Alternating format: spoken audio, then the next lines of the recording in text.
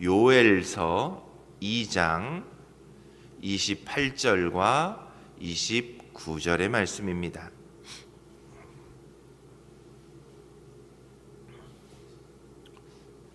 다 찾으셨으면 우리 한 목소리로 함께 읽겠습니다. 살아계신 하나님의 말씀입니다. 그 후에 내가 내 영을 만민에게 부어주리니 너희 자녀들이 장래의 일을 말할 것이며 너희 늙은이는 꿈을 꾸며 너희 젊은이는 이상을 볼 것이며 그때 내가 또 내 영을 남종과 여종에게 부어줄 것이며. 아멘. 새해를 맞으며 우리는 계속해서 주님 우리를 새롭게 해주십시오 하고 기도하고 있습니다. 또 하나님께서 행하실 새 역사를 우리가 기대하고 있습니다. 하나님 우리의 삶과 우리의 교회에 새 역사를 행해 주십시오 하며 우리가 기도하고 있습니다. 흔히 우리는 뭔가 새로워지려면 여러 가지 조건을 바꾸고자 합니다. 환경이 바뀌면 달라질 것 같고 또 우리의 마음과 생각에 어떤 결단을 하게 되면 우리 인생도 바뀔 수 있을 것 같고 또 우리가 그동안 살아오고 세워왔던 수많은 계획들이 잘 세워지면 새로운 출발이 가능할 것처럼 생각됩니다. 그러나 우리의 경험에서 우리는 이미 이 모든 것들이 참 어려운 일이라는 것을 깨닫습니다. 아무리 결단해도 작심삼일이 되기가 쉽습니다.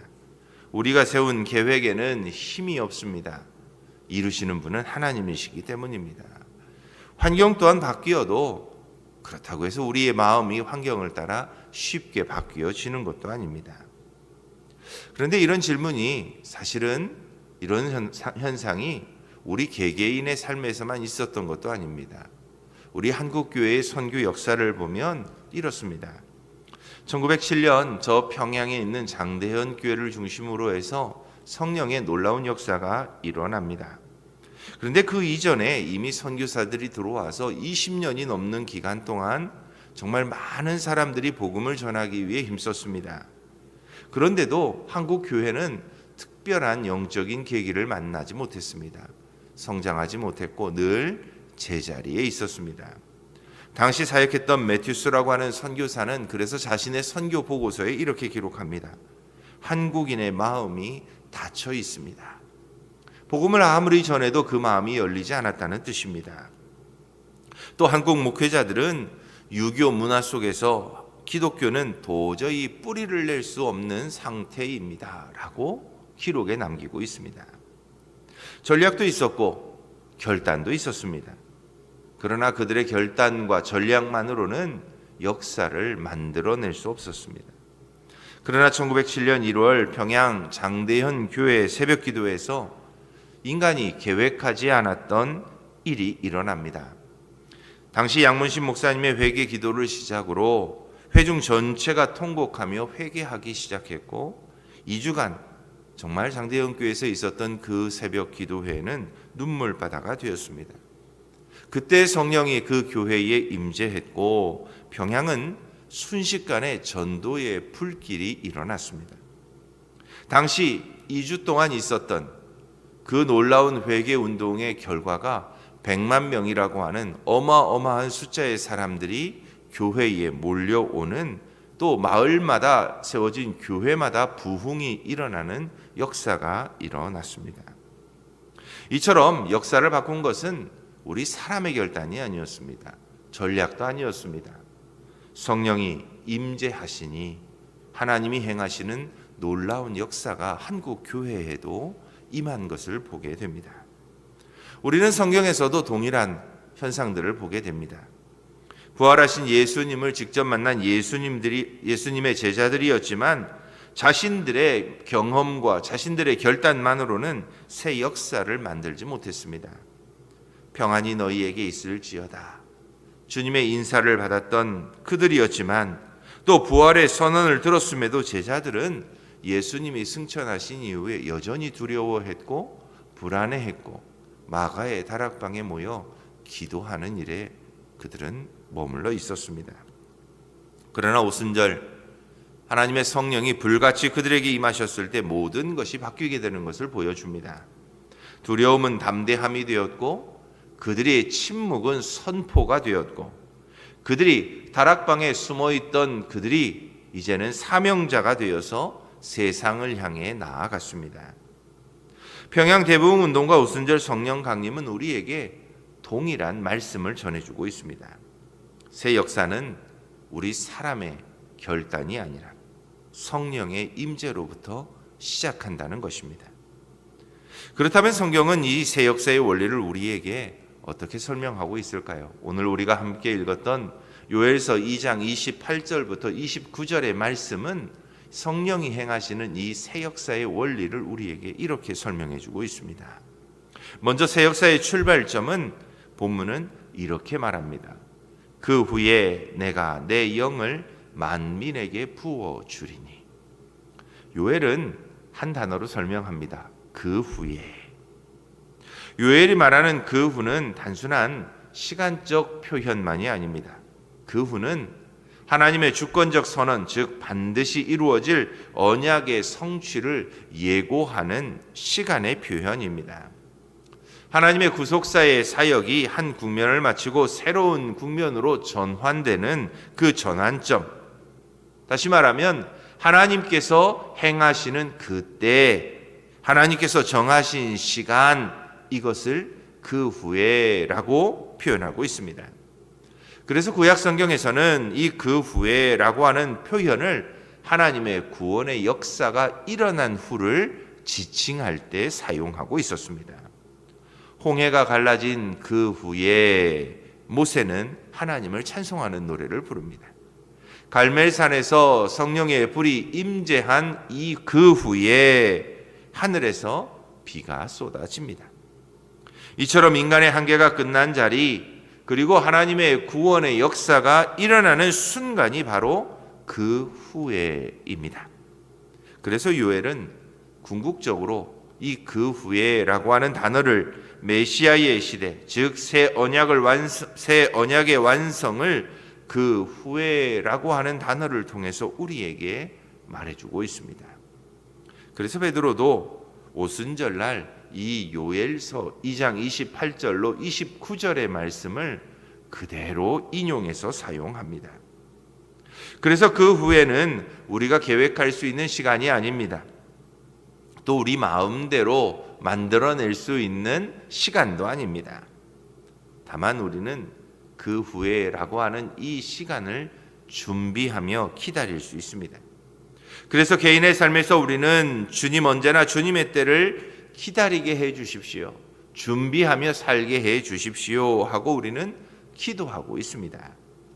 교회에서도 성령의 때를 사모하는 영적 갈망을 회복해야 하는 이유는 우리 교회가 아무리 애쓰고 수고하고 계획하고 노력한다 할지라도 하나님의 새로운 역사는 그 후에 이루어질 것이기 때문입니다.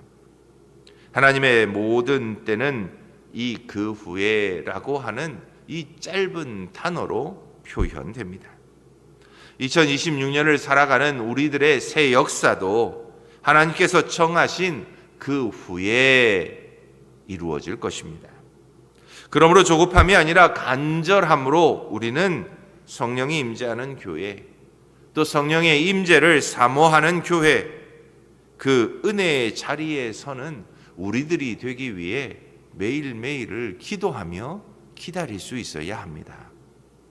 때가 차서 하나님이 행하실 그 때가 되면 그 후에 우리도 성령이 행하시는 놀라운 새 역사를 경험하게 될 것입니다. 이 새벽에 하나님의 때를 마음을 다해 기다릴 수 있는 저와 여러분들이 다 될 수 있었으면 참 좋겠습니다. 그렇다면 하나님께서 일으키시는 새 역사는 어떤 방식이 될까요? 하나님은 성령을 부어 주심으로 새 역사를 이루어 가십니다. 그래서 새 역사는 사람의 결단이나 노력으로 시작되지 않습니다. 제도를 바꾼다고 해서 또 지도자들을 바꾼다고 해서 시작되지도 않습니다.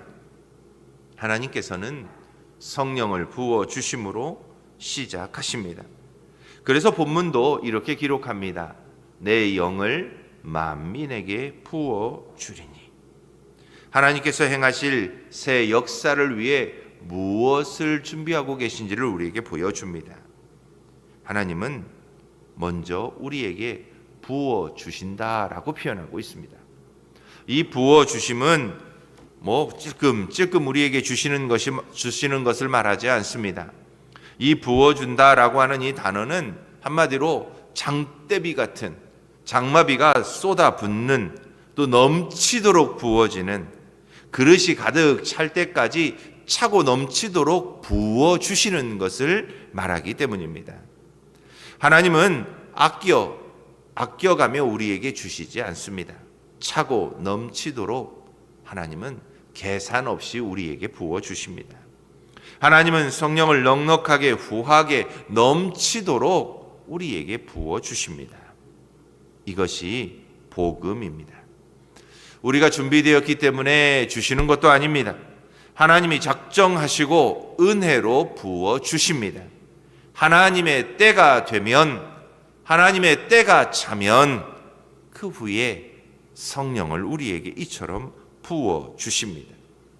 그래서 성령은 우리의 노력이나 수고의 대가가 아닙니다. 하나님이 주시는 은혜의 선물입니다.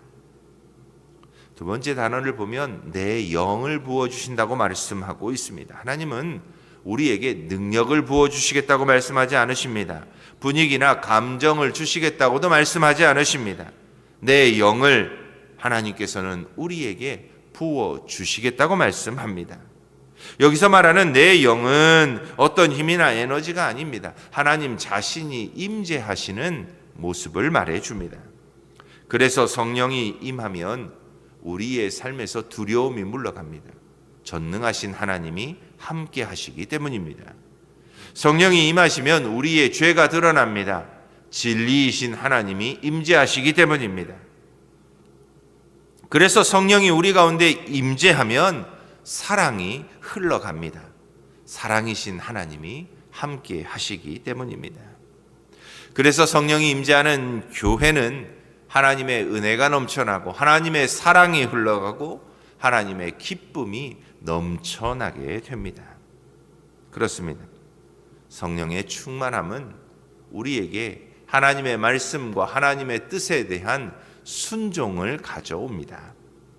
그래서 성령을 통해 하나님이 부어주시는 내 영을 통해 우리는 하나님의 일들을 감당할 수 있게 됩니다. 기억하십시오. 하나님이 성령을 주실 때에는 조금만 주시는 게 아닙니다. 차고 넘치도록 부어 주십니다. 그 성령을 기대하시기 바랍니다. 마지막으로 성령은 모든 차별을 뛰어넘어 누구에게나 주어집니다. 그래서 본문은 내 영을 주시는데 만민에게 부어 주신다고 말씀하고 있습니다. 그렇습니다. 사실 당시까지만 해도 성령의 임재는 아주 특별한 사람들을 위한 것이었습니다. 제사장이나 왕이나 선지자들에게만 하나님의 영이 임한다고 생각하던 시대였습니다. 그런데 요엘은 이제 하나님의 성령이 우리에게 부어지는데 만민에게 어떤 차별도 없이 누구에게나 주어진다고 말씀하고 있습니다.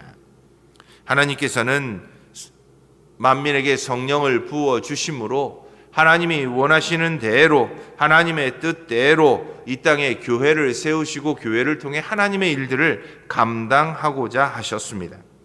그래서 교회는 성령을 이 땅 가운데 흘려보내는 통로요, 하나님의 은혜를 이 땅 가운데 흘려보내는 통로이고 하나님의 새 역사가 이 땅 가운데 이루어지도록 하는 통로가 됩니다. 교회는 성령을 관리하는 기관이 아닙니다. 교회는 성령을 통제하는 조직도 아닙니다. 교회는 성령이 자유롭게 흐르게 하는 통로가 되고 하나님의 새 역사가 흘러가게 하는 그릇입니다. 그래서 성령이 임재하는 교회는 위로부터 내리는 능력을 경험하고 서로가 서로를 세워가고 세대와 세대를 연결하고 하나님이 행하시는 새 일을 경험하며 살아가게 됩니다. 그렇습니다. 우리 교회가 이런 교회가 되었으면 좋겠습니다. 성령의 충만한 임재 가운데 모든 성도가 성령의 충만함을 통해 하나님의 은혜를 경험하고 그 은혜 가운데 하나님이 주시는 힘과 능력으로 맡겨진 사역을 감당하고 하나님이 우리 교회에 맡기신 사명, 이 땅에 하나님의 은혜가 흘러가게 하는 일을 잘 감당하는 교회가 되었으면 좋겠습니다. 우리의 이 새벽의 기도는 이것을 위한 것이었으면 좋겠습니다. 우리에게 부어주시는 성령을 통해서 하나님의 나라가 우리 가운데 먼저 이루어지고 또 이 세상 가운데 이루어지는 일을 위해 우리들 모두가 쓰임받도록 기도했으면 좋겠습니다. 마지막으로 하나님께서 성령을 통해 이루시는 새 역사는 우리 개인과 교회를 어떻게 바꾸어 갈까요? 많은 사람들이 성령을 생각하면 먼저 행동의 변화, 능력의 변화, 우리의 눈에 보이는 변화와 어떤 결과물들을 기대합니다. 그러나 성경은 말합니다. 성경이 임재하면 가장 먼저 바뀌는 것은 어떤 행동이 아니라 우리의 시야입니다. 하나님은 먼저 우리의 눈을 바꾸십니다. 본문을 보십시오. 우리의 자녀들은 장래일을 말할 것이며 너희 늙은이는 꿈을 꾸며 너희 젊은이는 이상을 볼 것이며. 이 말씀의 핵심은 무엇을 할 수 있게 되는가가 아닙니다. 무엇을 보게 되느냐입니다. 성령은 어떤 능력을 주는 것이 아니라 먼저 우리가 어떤 사물을 바라보면서 이해하는 관점을 바꾸어 주십니다.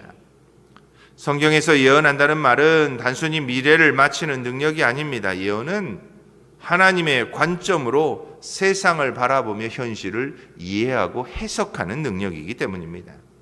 꿈과 이상 또한 마찬가지입니다. 이것은 막연한 상상이 아닙니다. 하나님의 목적 속에서 현재와 미래를 바라보며 해석하고 적용해가는 시선입니다. 그래서 성령이 임한 사람은 질문이 달라집니다. 왜 이런 일이 내게 일어났을까가 아닙니다. 하나님께서 지금 무엇을 하고 계신가를 묻게 됩니다.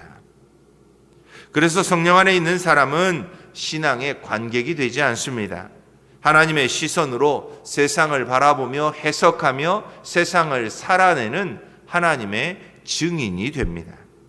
이것이 성령을 통한 새 역사의 첫 번째 열매입니다.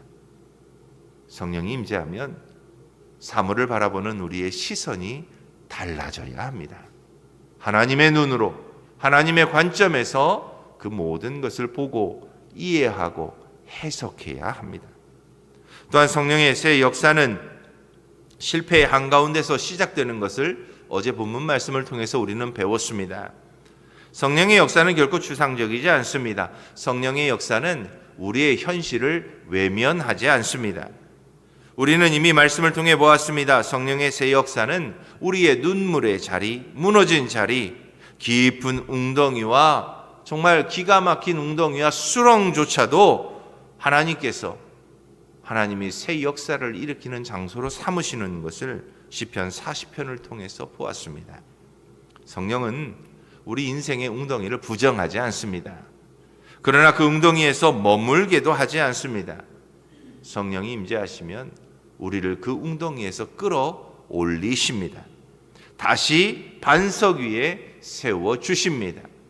그리고 우리로 다시는 흔들리지 않도록 말씀 가운데 하나님의 은혜 가운데 우리를 붙잡아 주십니다. 이처럼 성령이 우리 가운데 임재하시면 그 성령 하나님께서는 우리를 그 어떤 상황에서든 끌어올리시고 하나님의 뜻 안에서 흔들리지 않고 끝까지 믿음의 길을 갈 수 있도록 도와주십니다. 또한 성령은 우리의 삶의 회개와 치유 그리고 회복의 역사를 일으키십니다. 그래서 성령은 먼저 회개의 영입니다. 성령이 임하면 우리는 변명하지 않고 우리의 죄를 고백하게 됩니다. 그리고 죄에서 돌이키게 됩니다. 가야 할 길로 돌아가게 됩니다. 그래서 참된 회개는 절망의 눈물이 아닌 소망의 눈물을 동반합니다. 다시 하나님과 동행할 수 있게 되기 때문입니다. 또한 성령은 치유의 영이십니다. 성령은 우리의 상처를 외면하지 않고 회복시키십니다. 상처가 당장 사라지지 않을 수도 있습니다. 그러나 성령은 우리로 그 상처를 바라보는 눈도 바꾸어 주십니다. 상처가 나를 규정하는 것이 아니라 상처 속에서도 나와 함께 일하고 계신 하나님을 바라보며 확신하게 하십니다. 그래서 성령은 순종의 능력이 됩니다. 어떤 상황에서든 다시 일어서서 시작할 수 있는 용기가 됩니다. 다시 사명을 향해 나아갈 수 있는 힘이 됩니다. 진정한 회복은 감정의 정리가 아닙니다. 방향의 변화입니다. 내 삶의 나침반이 다시 하나님을 향하는 것, 그래서 하나님의 뜻대로 살아가기 위해 기도하며 나아가는 것, 이것이 성령이 우리에게 주시는 회복입니다. 마지막으로 성령의 새 역사는 개인을 넘어 공동체 안에서 완성되어집니다. 성령을 통해 이루어지는 새 역사는 개인의 체험만으로 끝나지 않습니다. 요엘의 예언도 역시 마찬가지였습니다. 요엘도 개인을 넘어 공동체를 향해 예언합니다. 성령은 반드시 교회 안에서 그리고 교회를 통해 역사하십니다. 그래서 성령의 은혜는 내가 은혜 받았다로 끝나지 않습니다. 우리가 달라졌다로 이어집니다. 성령이 임한 교회는 은혜의 소비자가 아닙니다. 세상을 향한 하나님의 통로가 됩니다. 넘어진 사람들을 일으키고 상처받은 사람들을 그 품에 안아주고 세상 속에서 하나님 나라가 보일 수 있도록 서로가 서로를 사랑하며 증거합니다. 그래서 성령의 임재를 통해 하나님의 새롭게 하심을 경험한 교회는 하나님께서 행하시는 새 역사의 최전선이 됩니다. 사랑하는 성도 여러분, 이제 우리에겐 한 가지 질문이 남습니다. 우리는 지금 그 후회를 준비하고 있습니까? 우리 교회는 성령의 임재를 사모하며 기다리고 있는 교회입니까? 조급함으로 앞서가려 하지 말고 체념으로 멈추어 서지도 말고 간절한 사모함으로 하나님의 때를 기다릴 수 있는 저와 여러분들이 다 될 수 있기를 바랍니다. 오늘도 하나님은 말씀하셨습니다. 그 후에 내가 내 영을 만민에게 부어주리라. 이 약속을 붙잡고 우리도 성령이 임재하시는 교회, 성령의 임재 가운데 순종하는 성도, 하나님의 새 역사를 살아내는 공동체로 다시 한번 일어서기 위해 이 새벽에 기도해야겠습니다. 성령이 머무는 곳, 성령이 임재하는 곳, 그곳이 바로 하나님의 새 역사가 시작되는 자리입니다. 그 은혜의 자리에 저와 모든 성도들이 함께 서게 되기를 주님의 이름으로 축원합니다. 우리 함께 기도하겠습니다. 하나님, 우리에게 성령을 약속해 주시니 감사합니다. 성령의 임재를 통해 하나님의 새 역사를 경험할 수 있는 우리들 모두가 되게 하옵소서. 성령의 임재를 통해 행하실 하나님의 새 역사가 나 혼자만의 개인적인 경험으로 끝나지 않기를 원합니다. 우리의 삶에 경험되는 하나님의 그 새 역사가 세상 가운데 하나님의 나라를 증거하는 증거물이 되게 하여 주시고, 우리 온 세길교회 공동체가 하나님의 은혜 가운데 성령의 임재를 경험하며 하나님의 뜻을 온전히 성취해가는 일에 쓰임받는 거룩한 공동체 되게 하옵소서. 서로가 서로를 사랑하게 하시고, 서로가 서로를 세워가게 하시고, 서로가 서로를 위해 기도하며 하나님의 은혜를 나누어가는 믿음의 사람들이 다 되게 하옵소서. 오늘 하루도 성령의 인도하심을 사모합니다. 약속대로 하나님 우리 가운데 임재하셔서 우리를 인도해 주옵소서. 살아계신 예수님의 이름으로 기도합니다. 아멘.